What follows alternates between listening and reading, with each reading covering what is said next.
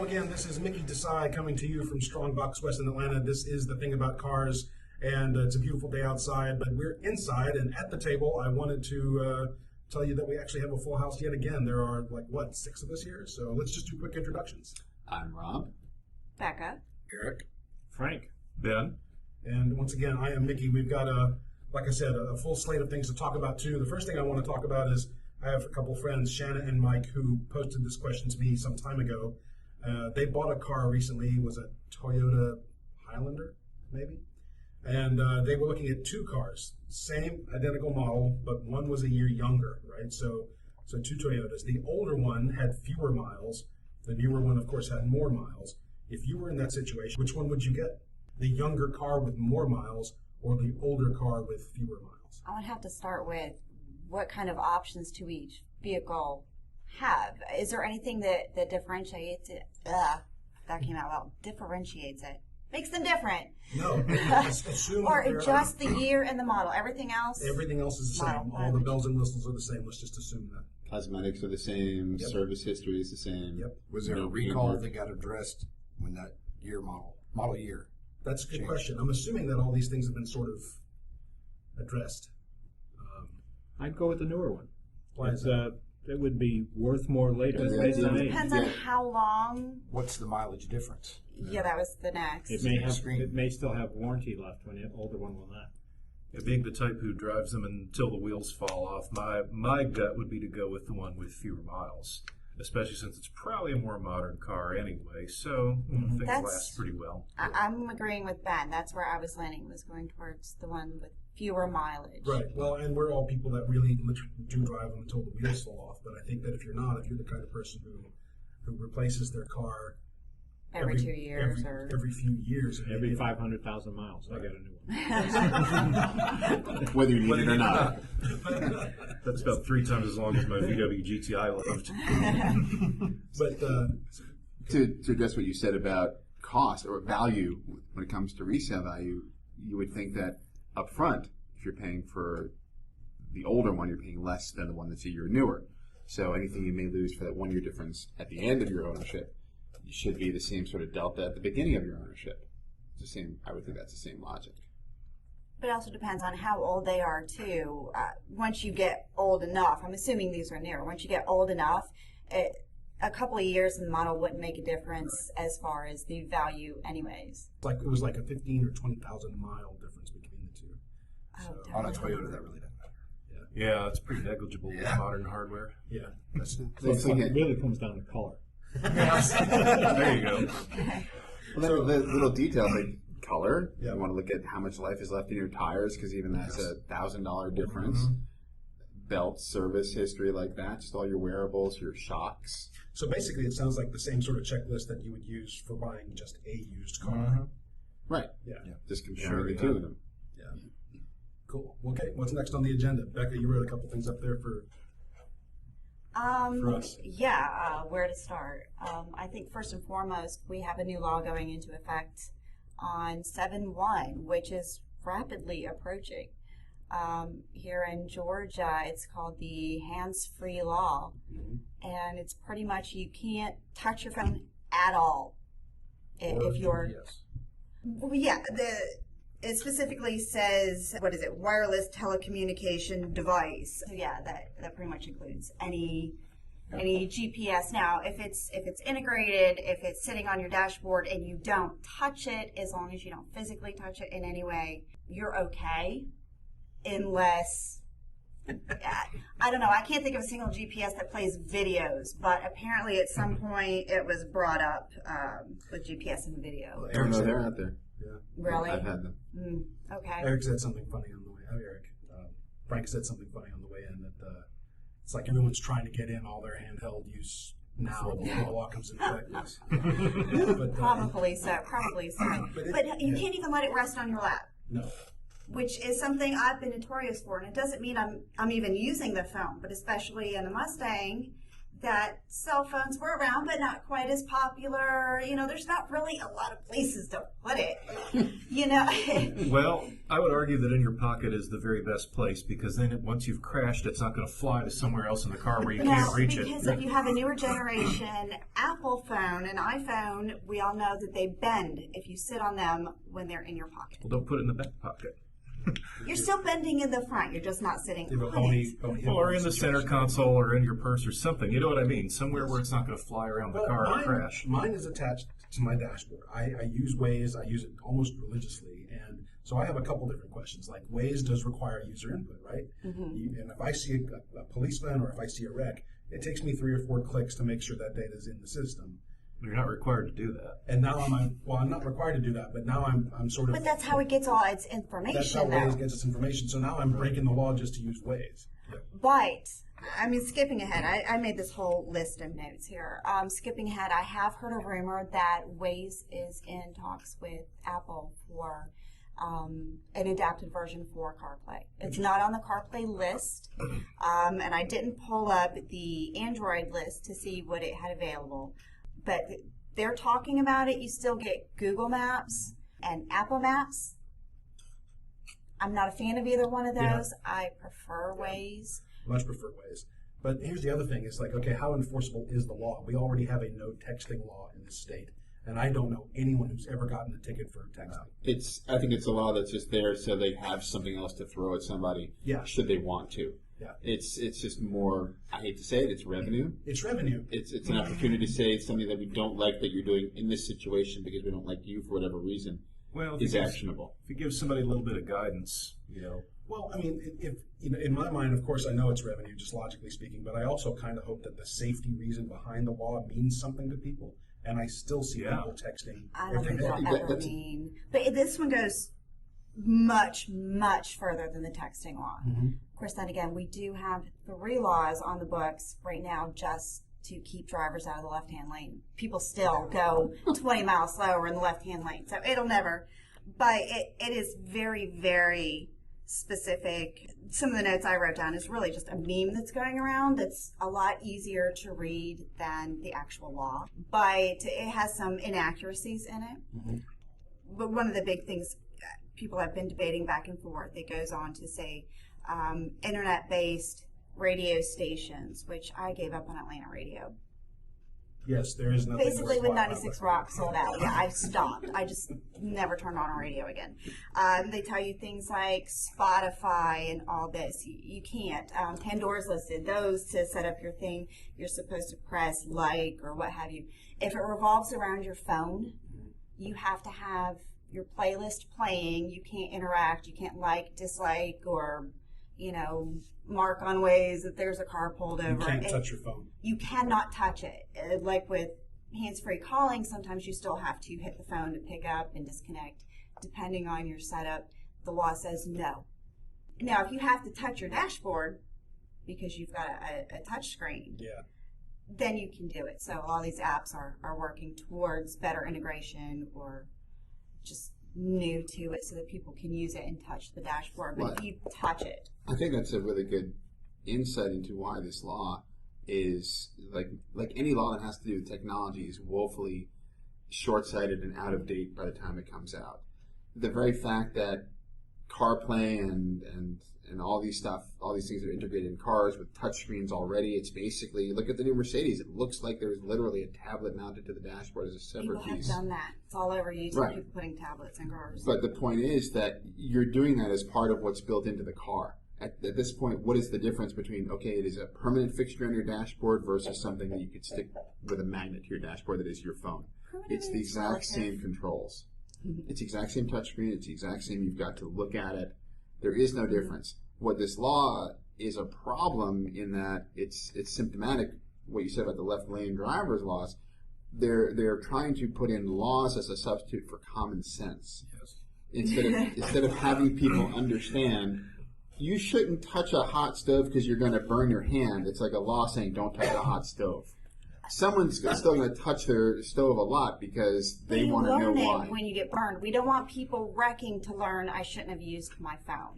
Right, but that's sort of lesson to learn That's that. what they're doing. That is what they're doing. That is what they're doing, but we're talking about much bigger consequences than a burn on your arm for a week. Yeah, if I'm killed or maimed because someone else is learning this. Exactly. It's much bigger consequences, but it is that problem that they're not learning, they're not.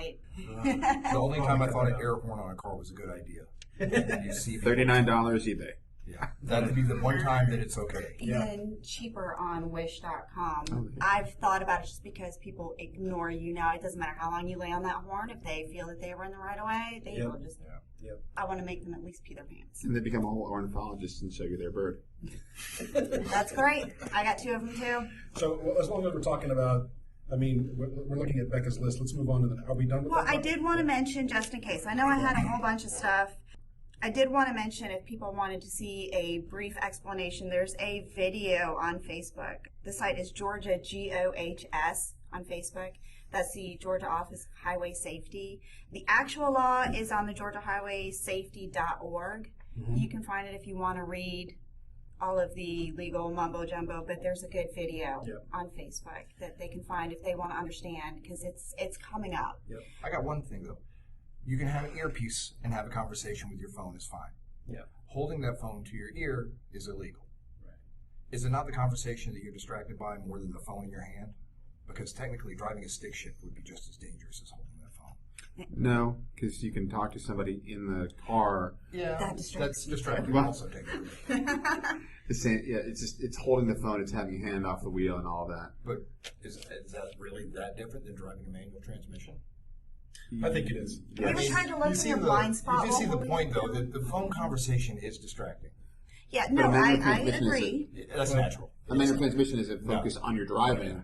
You're paying attention to why you need to And do you're only that. momentarily using that hand. Yeah, but you do see the point that having a conversation on a phone through an earpiece versus holding it, I really don't see where there's a huge difference. Although, no, and you don't have to look down for a manual. If you do need to look down to see what gear you're in, you're probably not a good manual driver That's the anyways. thing. I think you're talking about muscle memory at that point. Yeah. Because doing this and trying to check your blind spot is not intuitive. Doing this with a gear shift and trying to The check manual your trans was a joke. Yeah. But the fact that an earpiece versus holding it, I mean, are we all capable of driving with one hand on the steering wheel? You think? Just Should I cruising down the admit to highway? me driving at this point? Oh, yeah. Very good. You actually have a limb on the wheel? I have A whole good limb on my alignment, wheel. and you just press cruise control on your phone. But, So basically we're saying that the The laws ideal are just- driving situation is a driver who's got blinders on, earplugs in, and is high on Ritalin. That reminds me of my childhood. Although I was going to add to it at the end, I had nearly forgotten some shocking news. Eric saw a little bit work in progress coming in, what I'm doing to the Mustang. I'm gutting the center area. I can't even call it media because media centers weren't around back then. I'm gutting it, and I have a Boss Apple CarPlay doubled in a box at my house, and I'm going to be installing technology in the Mustang. Did you do the Crutchfield thing? I did Crutchfield. I did want to do a shout out to Nemo. I got it handed as long as we're talking about Crutchfield. They know exactly what they're doing. They sold me everything I needed, and it wasn't even that expensive. Yeah, he was awesome. We had completely conflicting schedules. We kept trying to email back and forth, and eventually I think he called me, and we managed to be able to sit down and talk. And I think at least 30 minutes of the conversation, if not more, was us talking about cars. Are you saying that with this difficulty communicating with him, it was hard to? No, I'm find saying that he was Nemo? absolutely fabulous. He never let the ball drop. She walked right No. over that. She completely She missed it. stomped it. Oh my god! What, okay. Did I miss anything? There's that 5 seconds of strong setup that you just. Try it again, Rob. So I said, are you saying with your difficulties in communications, connecting with your salesperson there, that you were having difficulty finding Nemo? And his email, I'm not skipping it. His email signature actually is a spoof, and I'm starting to think they actually don't go by their real names. I did find out later. It's a long story. Did you speak with Bambi also? And No. Everyone's with the snowman from Frozen? Just Dora. Dora. Yeah. Just Dora. No. I don't want to leave it on it. Crutchfield was very good. He was very awesome. He was a good guy. Frank, you got anything we should touch on before we cut loose on this episode? No. No? I don't know anything about Nemo. and most of the stuff in my garage has got a push button radio. You got to pull the button out to set the station, and after that you don't touch it again. So Oh, I've got stories. I think the law is just really, it's going to be up to interpretation to whatever policeman pulls you over. Really, I think, it's been dangerous. Things have changed. People are sitting there. We've all seen it. The light turns green. There's so much traffic. You're dying to get across the light and keep going. And here the light turns green, and the person in front of you, there's 8 cars have already gone ahead of them, and they're still.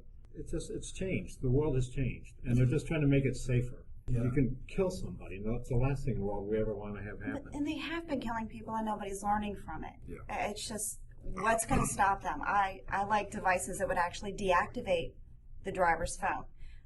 I had mentioned, I don't know how long ago, some device they'd had in Australia for a while, where you plug it in, you have limited functionality, but it pretty much deactivates anything that would be distracting. And it's required to run the vehicle. But the person who's going to be responsible enough to plug that in is also the person who's going to be responsible enough not to need it. Say, Ben? And speaking of Australia, their motorcycle cops have helmet cams. They can see in the window of the car. They ride right up and say, "All right, mate, you're on your phone. Here's your ticket." It's on video. Although, on a similar note, I've actually pulled up next to cops here in Atlanta and seen the cop in the driver's seat texting on the phone. Oh, sure. Do any of us know any local policemen who could come join us for a show? No, Zone 2 supervisor is kind of a friend that stops by. Yeah. I could ask. I might. He just left. He started a new job in a different aspect of safety, but he had been with one of the local sheriff's offices. A lot of policemen are limited by the whole media thing. They're not allowed to talk to the press. And Well, he's no longer, but he's recently out of it within weeks. Yeah. Well, we went to a car show and tried to talk to some cops who were just standing there. We went to one of Caffeine and Octanes, and they flat out said, "I'm sorry." And what I did is I went up and I said, "Hey, we're doing a podcast. Can I ask you a quick question about your cars?" And they said no. Well, yeah, the recording of them giving basically legal advice Well, we're not can asking cause. for that. Well, I recently learned what they view as legal advice, so they pretty much say, "Nah." Well, if it comes down to it, Most officers have a no media rule in general, blanket from their departments. So if it's possible, if there's a listener out there, someone who can help us get a friend to the table, we will happily anonymize them. Just spend a few minutes with them on We'll put them in the shadow. on microphone. Yeah, we'll leave them in the shadow. We'll change their voice a little bit, but if we have a connection to find an officer who can bring an officer to the table, let's do that. We've got a few minutes left. I don't disagree with the law. Yeah. I personally don't like looking at my phone. I don't even want to look at it for the time. Yeah. So no, I'm all for it. I just think it's too many gray areas. It's just going to be difficult to make it happen. I'm completely and totally guilty of using the phone, except I'm also nearly hands-free with it.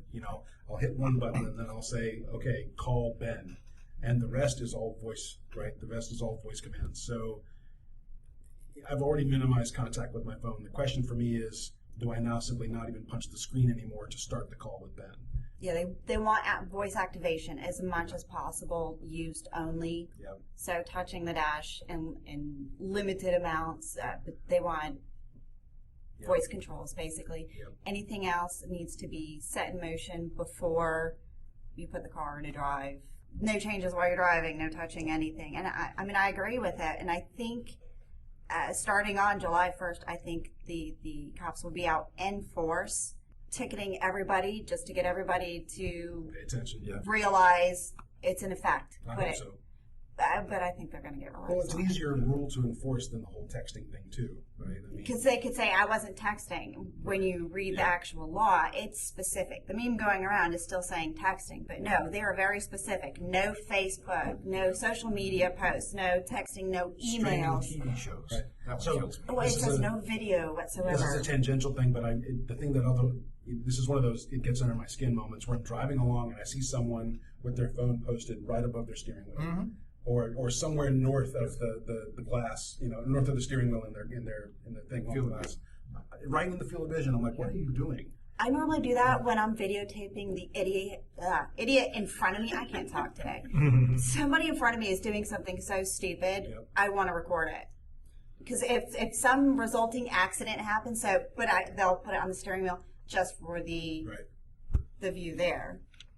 But if you're using it for your nav anyway, wouldn't it be better to have a higher eye line instead of having to look down to your console or something? Yeah. But it shouldn't be here. It should be off to the side, be on the- theoretically not obstructing Well, not the only that, direct but view. the screens are usually bright, so that by the time your eyes are used to reading your screen, if you go back to now a dark road, you're at a disadvantage. Yeah, I agree.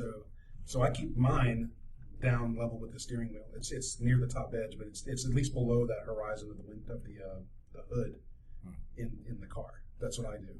But along those lines with what he was saying, I've had times where the conditions on the road change so fast that even me looking down to look at my speedometer has given me enough concern once I've looked back up. Something has drastically changed in half a second. So just taking your eyes off so much can change so fast. Becca, let's wrap up this episode. Take us out, and we'll wrap this one. I knew you were going to call on me when you used me as an example earlier, because I always totally brain fart when it comes to wrapping it up. So this has been The Thing About Cars, as usual, recording from Strongbox West. Please find us on Facebook at The Thing About Cars.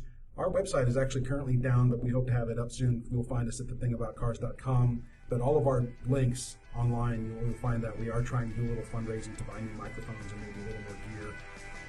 I think that's about it. Is that anything else? Be safe out there. Be careful. We'll see you guys next time. Bye-bye. Bye-bye. Thank you for listening. This has been The Thing About Cars. We'll see you on the road.